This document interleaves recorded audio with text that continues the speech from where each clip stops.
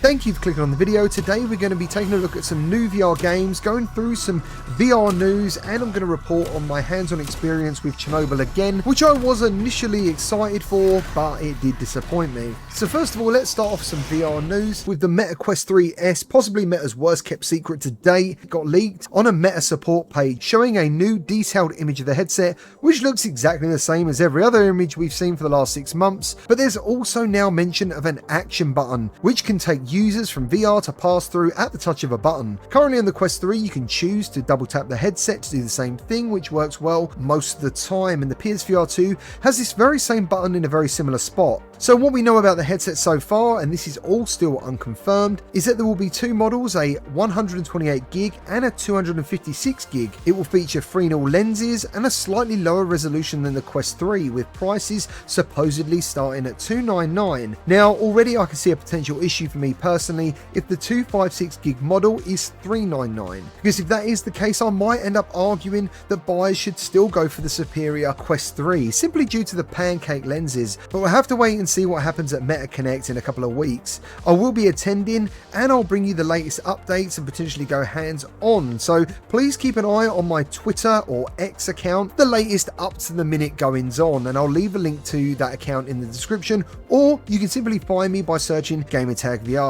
Next up, the PSVR 2 Steam app got its first update with 2.0, fixing an issue with distortion when users move their heads from side to side. Now personally, I never experienced this, and it seems that not many others have either, but I'm glad to see it's been addressed, and also AMD GPU users can now choose between 90 and 120 Hz, which was only possible for Nvidia users like me. And finally, for those of you who purchased the TP Bluetooth USB dongle, there is brand new firmware that should fix the controller lag. Next up, Luke Ross dropped a new VR mod for Star Wars Outlaws. I've yet to try it, but my friend Voodoo DE dropped some gameplay in a very handy installation tutorial, but much like the rest of Luke Ross's mods, you have to use a controller. Simply put, there is no 6DoF controls, which I know some people actually hate, and there is no question that 6DoF is the best for most of us, and that's me included, but sometimes just experiencing a game you love can be visually preferable to playing it on a flat screen if the game performs well. Let me know your thoughts down in the comments if you've actually checked out this mod. I haven't got round to it yet. So on to new VR games. Thrill of the Fight 2 got announced, and so far we know nothing of the features, release date or price, but what we do have is a Discord link which I've shared in this video description. If you're hyped, jump in the Discord and let them know. If you've never heard of Thrill of the Fight, it was the OG VR boxing game, which ironically was not thrilling at all, but instead focused on more of a no thrills realism. And while I do love Survios's Creed boxing, which does look graphically superior, it feels like you're playing a game, as Thrill of the Fight is more like a gritty, grueling boxing match, and I'm definitely looking forward to finding out more. Human Fall Flat is officially coming to VR on PSVR 2, Meta Quest and PCVR after the mod was purchased from our own VR mod superstar, Rai Kapata. Sorry if I've just butchered this guy's name, but the mod is looking pretty sweet. You're going to be playing the game in a third-person perspective, which does seem to have surprised many people in the comment section, but I do know third-person works really well for VR. The devs have already reached out to me, so hopefully I'll have some sort of first impressions for you very soon. The very popular and very excellent Meta exclusive Dungeons of Eternity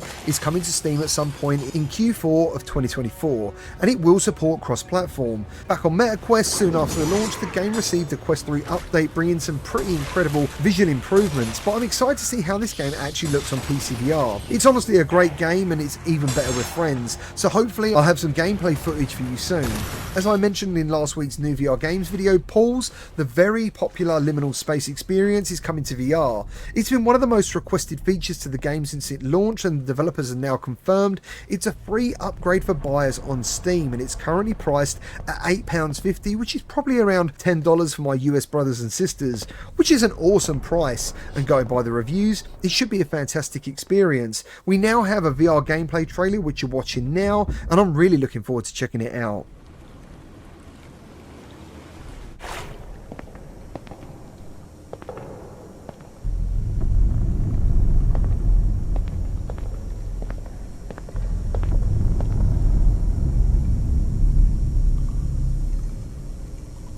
The truly stunning Subside now has a locked-in release date of the 17th of September. Last week I dropped a gameplay video featuring some underwater caving and the shark cage experience, and it definitely didn't disappoint. It's honestly one of the most beautiful VR games I've experienced, and there's actually things to do like upgrading your gear and unlocking new areas.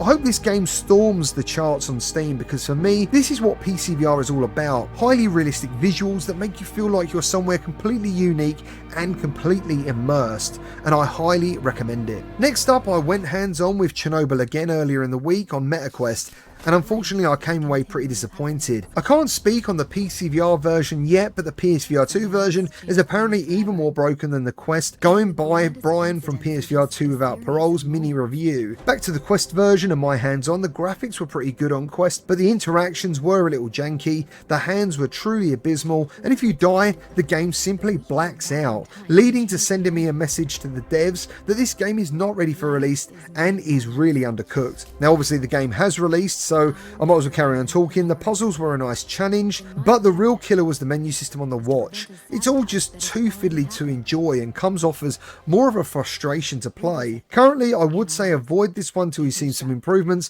but if you've played it on PCVR, please let me and others know how you found the game. And finally, Walkabout Mini Golf launched their newest DLC, Mars. One of my VR channel mods is arranging some multiplayer get-togethers on Sunday and all other Sundays going forward, and Walkabout Mini Golf is the first game for everyone to get together. I'll leave a link to the Discord channel, and I hope to see you all on the course. So there we have it. I'm now going to leave you with some Arizona Sunshine remake footage captured directly on Quest 3. Thank you for watching the video. Any and all likes are appreciated, and if you're looking for more VR content, please consider subscribing, and I'll see you all on the next one.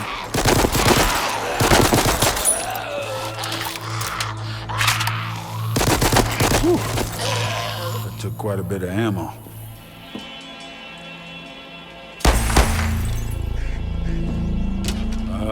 Hello? Anyone here? Yes, still works. Oh, a winch, huh? Shit! Turn it off, turn it off. Fuck! Fuck, here they come!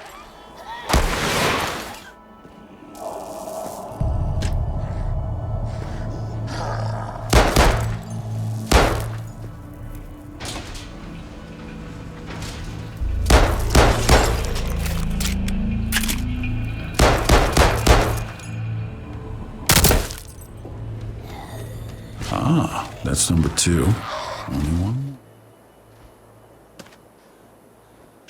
Everyone clear the blast area, okay? We're about to bomb some shit. So here we go.